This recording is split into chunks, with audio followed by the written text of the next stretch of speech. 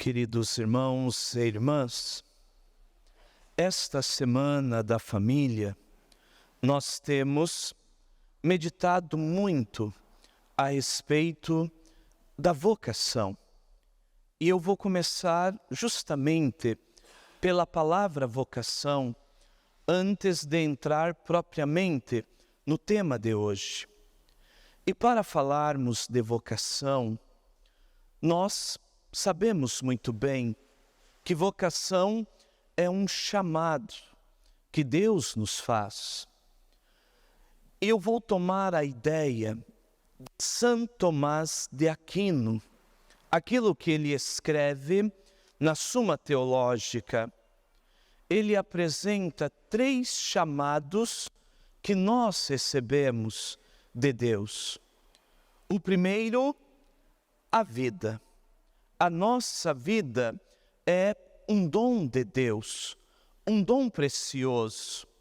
E o valor que a vida humana ela tem, para nós contemplarmos este valor, nós precisamos olhar para o crucificado. Ali está o valor que cada um de nós temos aos olhos de Deus. É por isso que nós, cristãos católicos, e digo qualquer cristão, nós nos opomos a tudo o que se oponha à vida. Nós nos opomos a esta cultura de morte, que quer legalizar aborto, eutanásia e tantas outras coisas que se opõem ao valor precioso da vida humana. Esse é o primeiro ponto que nós precisamos nos conscientizar. Aí Santo Tomás de Aquino, ele vai falar de uma segunda vocação ou um segundo chamado, que é justamente a santidade. Aquilo que o Concílio Vaticano II, no documento Lumen Gentium, apresenta. A vocação de todo o batizado é a santidade.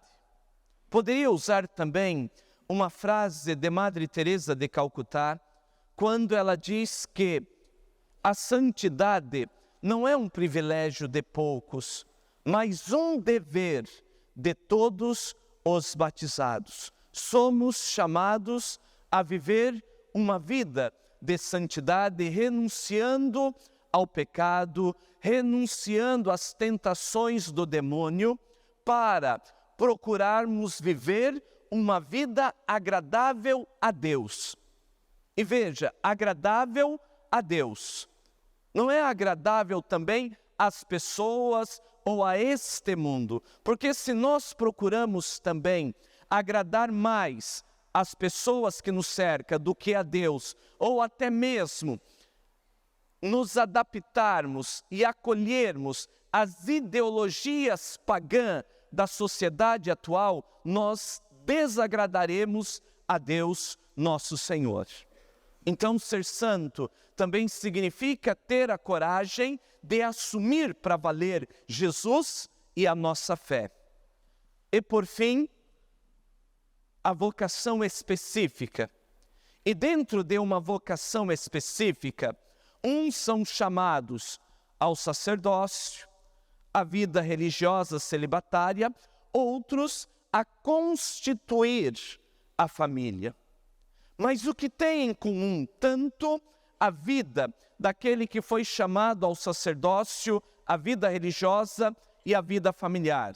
É justamente a vocação à vida e a valorização da vida como dom de Deus e também a santidade, que é comum para ambas as vocações.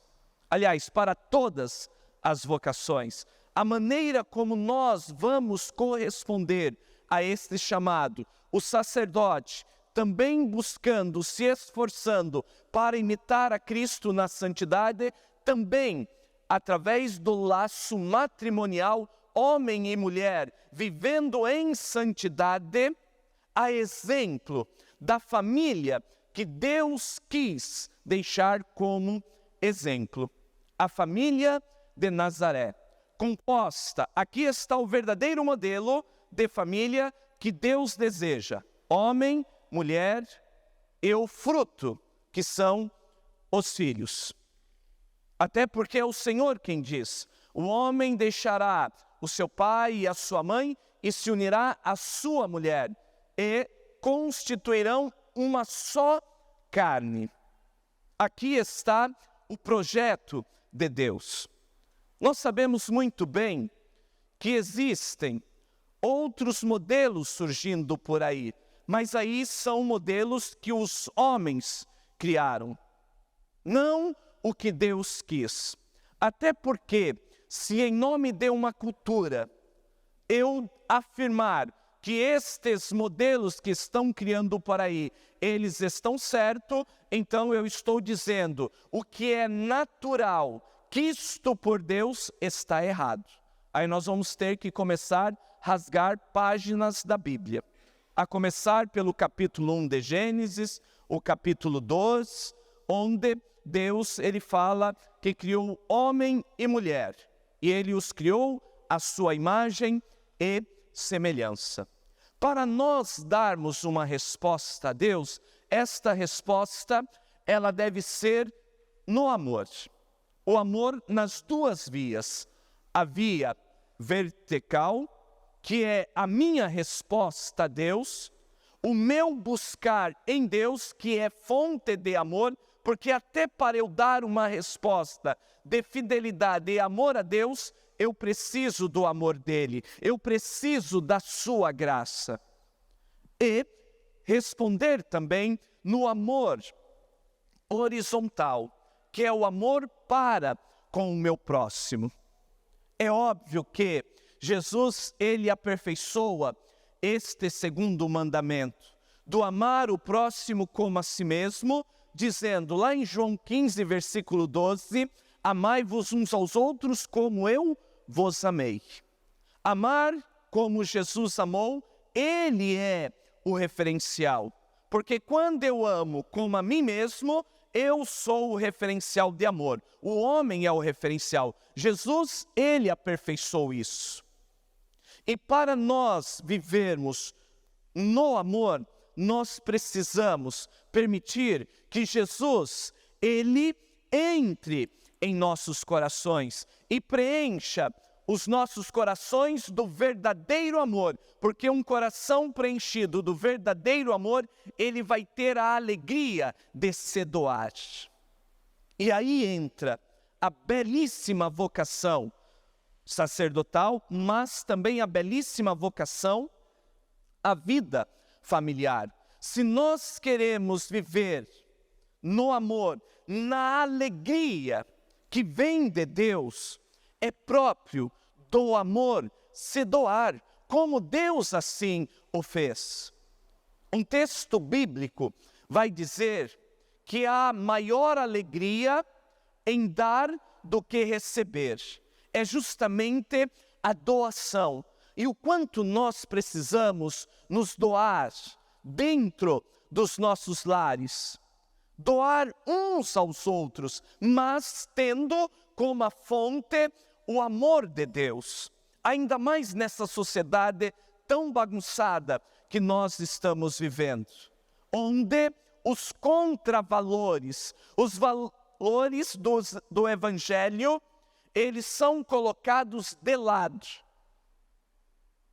O quanto se faz necessário nós termos em nossas famílias homens e mulheres, pai e mãe, que sejam de fato referenciais, para que os nossos filhos, os nossos netos, não percam a sua identidade por falta de um referencial, de um homem, a figura paterna, e uma mulher, a figura materna. Porque nós estamos presenciando em nossa sociedade uma perda de identidade. E com esta perda de identidade, quantos se sentem confusos? Meus irmãos, confusos. E quantos jovens, devido a esta confusão, hoje, por não terem um sentido, terem descobrido um sentido para as suas vidas, hoje estão aí, se deixando levar pelas ideologias, estão se deixando levar por outras vozes que influenciam, e não se assustem com o que eu vou dizer. Eu nunca atendi tantas crianças, adolescentes e jovens se cortando, pensando em suicídio, sem sentido nenhum para as suas vidas. E às vezes estão dentro das nossas famílias. E o que fazer diante desta situação? Ficarmos acuados, desistirmos? Não, meus irmãos. É hora de nós nos levantarmos, é hora de nós confiarmos nas promessas de Deus e conhecermos as promessas do Senhor através da sua palavra. Olha que promessa linda o Senhor nos faz lá em Atos capítulo 16, versículo 31. Crê no Senhor Jesus e serás salvo tu e a tua família. Confiai-lhe todas as vossas preocupações, porque Ele tem cuidado de vós. Primeira carta de São Pedro, capítulo 5, versículo 7. E às vezes, por nós não conhecermos, nós muitas vezes nos sentimos acuados, até mesmo com medo, diante da situação familiar que nós estamos vivendo. E não é de hoje que o Espírito Santo, ele vem falando à igreja para nós termos uma maior atenção com as nossas famílias. Olha o que o Espírito Santo inspirou no coração de São João Paulo II na década de 90, quando ele alertava que existe um planejamento arquitetado maligno para destruir. Aí ele falava de duas instituições, a igreja e os valores cristãos, e a instituição família. Sabe por quê, meus irmãos? Se a família está desestruturada, a sociedade, ela vai acompanhar esta desestruturação. Porque de onde saem os futuros padres? De onde saem os futuros profissionais para a nossa sociedade e até mesmo os nossos políticos? É de um seio familiar. Se o seio familiar está desestruturado, a possibilidade é maior. Não estou dizendo que exista família perfeita. Não. Tem ali os seus problemas. Mas existem problemas que nós devemos reconhecer, são muito maiores. E o que fazer se a minha família, ela está vivendo um grande problema, e se na minha família não há mais aquela alegria, porque cada um vive no seu mundinho, não se tem mais diálogo, um não olha mais no olho do outro, naquela intimidade própria da família, às vezes nem se senta mais à mesa para as refeições. O que fazer? É ficarmos acuados? É desistirmos de tudo? Não, meus irmãos. É termos a atitude que Jesus, Ele sempre tem conosco. Ele não desiste de nós e nós não podemos desistir dos nossos. Não podemos. É hora de nós rezarmos mais. É hora de nós despertarmos para a realidade que nós estamos vivendo. Quantas vezes nós estamos dizendo, nessa sociedade onde as pessoas estão aí, como que escravas de tantas coisas, sabe, agitadas, sempre numa grande correria, dizendo, eu não tenho tempo para ir à igreja. Eu não tenho tempo para rezar, mas nós temos tempo para tantas outras coisas. E o essencial, muitas vezes, está faltando. E aí nós precisamos bater no peito, por nossa culpa.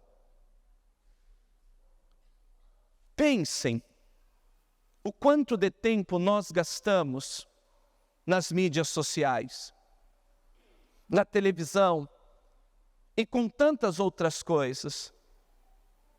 E nós temos tempo, e às vezes nós gastamos até uma noite de sono nas mídias, ali como que escravos, e não conseguimos passar 20, 30, às vezes 1 hora na presença do Senhor, manifestando que nós estamos decididos a seguir Jesus e não sermos escravos de mídias. Porque, na verdade, as mídias, elas deveriam nos servir e não fazer de nós escravos. Dizer que não tem tempo para a oração, me desculpe, não é verdade. Só não teremos tempo para estarmos com Jesus e rezarmos pelos nossos, se nós não fizermos uma opção de fato pelo Senhor. Porque se nós fizermos uma opção por Jesus, o essencial em nossas vidas será Jesus, não será as outras coisas. É possível sim, meus irmãos e irmãs, nós alimentarmos os nossos corações com a alegria que vem de Deus. Porque o que o mundo está nos oferecendo hoje e oferece para as nossas famílias é apenas uma alegria imediata e passageira.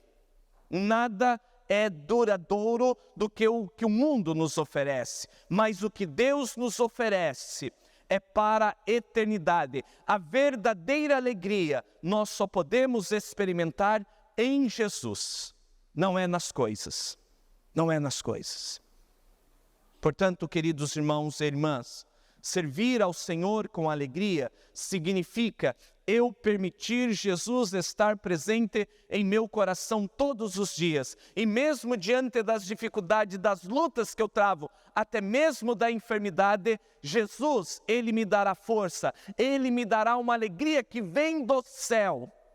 E experimentando esta alegria, eu terei muito mais forças para continuar a minha caminhada e não desistir de Jesus, não desistir da minha fé, não desistir daqueles que Deus colocou na minha vida, a começar pela a minha família. Se dedique ao Senhor com alegria e pode ter certeza de uma coisa: Ele mesmo irá cuidar dos teus. Termino com um testemunho bem breve, para não estender demais.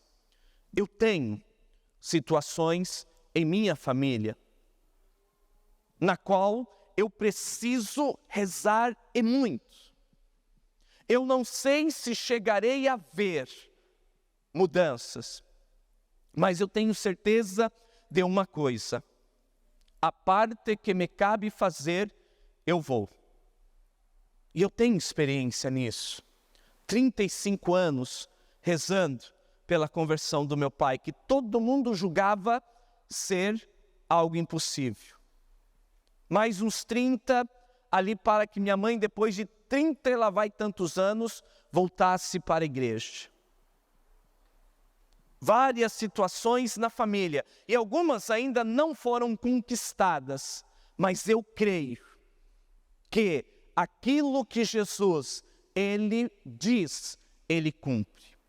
Ele não é como os homens, Ele não é como os nossos políticos, que muitas vezes fala, tem até uma falácia bonita, né, intelectual, só que depois não cumpre. Deus é diferente, Deus fala e Deus cumpre. E nós precisamos confiar nas promessas de Deus. E para confiarmos, nós precisamos conhecer mais. Precisamos ter mais intimidade com Jesus através da sua palavra. Não é ficar com a Bíblia de enfeite dentro dos nossos lares, aonde se torna muitas vezes casa de aranha e não é lida, meditada, sabe, guardada no coração. Permita que a palavra de Deus também se torne a alegria do teu coração, para que a tua resposta ela seja bem alicerçada nesta palavra, que é o próprio Jesus. Que Jesus nos ajude, por intermédio da Santíssima Virgem Maria, a darmos uma resposta de amor com alegria. Alegria de servirmos ao Senhor. E se assim o fizermos, nós poderemos com certeza celebrar a vitória de Jesus, que se tornou a nossa vitória, e se nós tomarmos posse dela, nós experimentaremos também a glória de Deus se manifestando na nossa vida, na vida dos nossos e de todos aqueles que o Senhor nos confiar. Louvado seja nosso Senhor Jesus Cristo.